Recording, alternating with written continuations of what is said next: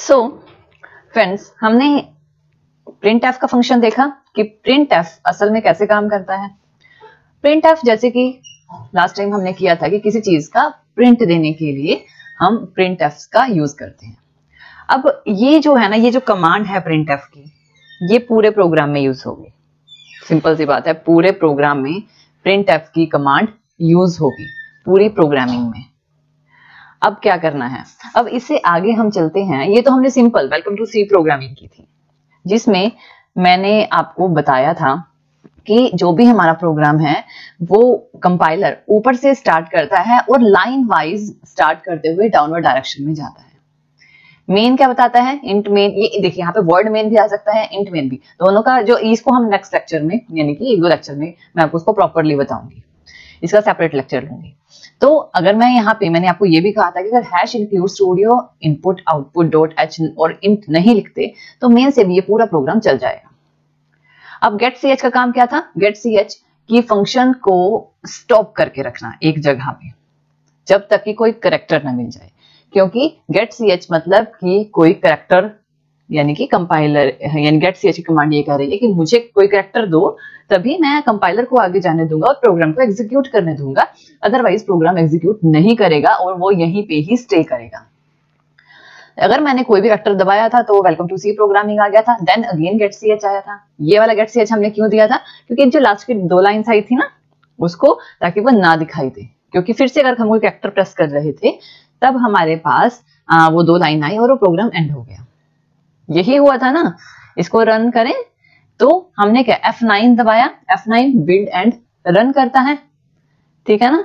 तो हमारे पास देखिए पहले गेट सी एच की कमांड थी, इस वजह से वेलकम टू सी प्रोग्राम लिखा हुआ नहीं रिप्रेजेंट कर रहा है। मैंने कोई भी कैरेक्टर लिया तो आ गया वेलकम टू सी प्रोग्राम। फिर से एक कैरेक्टर दबाया क्योंकि अगेन गेट सी एच की कमांड थी, मुझे वो कह रहे कि कमांड कह रही है कि मुझे कोई कैरेक्टर दो। हमने उसे फिर से एक कैरेक्टर दिया तो नेक्स्ट टू लाइन्स आ गई। मैं अगेन लास्ट में, आपने देखा लास्ट लाइन लिखी हुई है प्रेस एनी की टू कंटिन्यू, तो मैंने कोई की दबाई और फिर से हम उस प्रोग्राम पे आ गए। अब इससे हम आगे बढ़े, अगर तो इससे हमने आगे बढ़ना है। अब यहां पर देखिए कि सबसे जरूरी क्या चीज होती है कि हमने यहाँ पे मान लीजिए प्रोग्राम लिखा है, क्या हम प्रोग्राम इतना ही होता है? एक्चुअली में प्रोग्राम इतना ही होता है। एक्चुअली में किसी भी प्रोग्राम को एग्जीक्यूट करने के लिए ये बेसिक चीजें होती हैं। लेकिन मान लीजिए मैं कह रही हूँ कि मुझे दो नंबर लेने हैं और मुझे उन्हें प्लस कराना है, तो मुझे उसका प्रोग्राम चाहिए। इसके लिए हम एक चीज करते हैं, क्या करते हैं कि इंट जो है, ये इंट क्या है, हमारा डाटा टाइप है। डाटा टाइप मतलब कि कोई डाटा का फॉर्म। इंट का मतलब है कोई इंटीजर। इंटीजर क्या हो सकता है, कोई नंबर हो सकता है। नंबर मतलब 1 2 3 4 100 या फिर माइनस में, या कोई भी नंबर। इंट मतलब होता है इंटीजर। ये होते हैं डाटा के टाइप।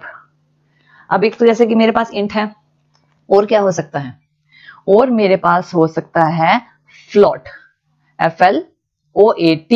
इस फ्लोट में FLOAT फ्लोट लिखते हैं। अब फ्लोट का मतलब क्या होता है, फ्लोट मतलब कोई ऐसा नंबर जो कि डेसिमल में हो। वैसे तो हम डेसिमल बोलते हैं ना मैथमेटिक्स में, लेकिन इसमें क्या करते हैं, कोई ऐसा नंबर जैसे कि 26.143, ठीक है, जैसे कि 3.14, ये क्या है, ये फ्लोट है, यानी कि जो डेसिमल में काम करते हैं उनके लिए जो फंक्शन जो यूज होता है वो होता है फ्लोट।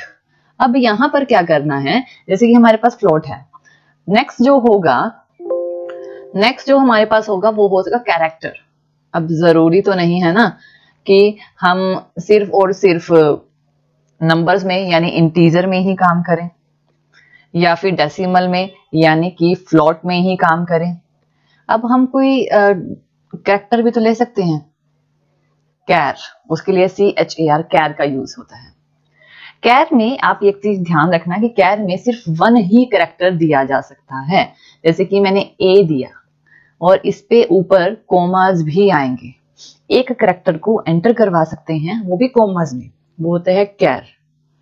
अब ऐसी बात नहीं है कि हम एक से ज्यादा नहीं करा सकते, एक से ज्यादा करा सकते हैं, लेकिन वो कैसे एंटर करा सकते हैं, उसके लिए अलग कमांड होती है, जैसे कि स्ट्रिंग की कमांड।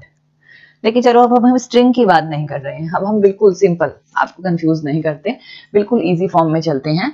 तो सिंपल से बात है, इंटीजर में हम कोई नंबर 1 या फिर -10 या फिर -18 या फिर 48 कुछ भी एंटर करा सकते हैं।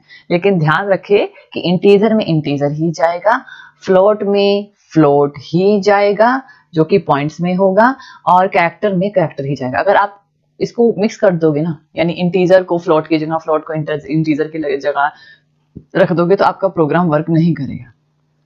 नेक्स्ट, ये जो होते हैं, ये होते हैं हमारे डाटा टाइप। डाटा टाइप, ये डाटा टाइप होते हैं, मतलब कि डाटा का टाइप किस तरह का है, जो हम डाटा एंटर करवा रहे हैं वो टाइप किस तरह का है। और ये होते हैं हमारे पास वेरिएबल। वेरिएबल मतलब इनका नाम ही है वेरिएबल, वेरी कर सकते हैं, जो वेरी कर सकते हैं यानी कि चेंज हो सकते हैं। अब इंटीजर की वैल्यू हम चेंज कर सकते हैं, यस। फ्लोट की वैल्यू चेंज कर सकते हैं, यस। कोई कैरेक्टर को चेंज कर सकते हैं, यस। तो ये हो गए वेरिएबल। दोनों अलग अलग चीजें हैं, इस चीज का बिल्कुल ध्यान रखना।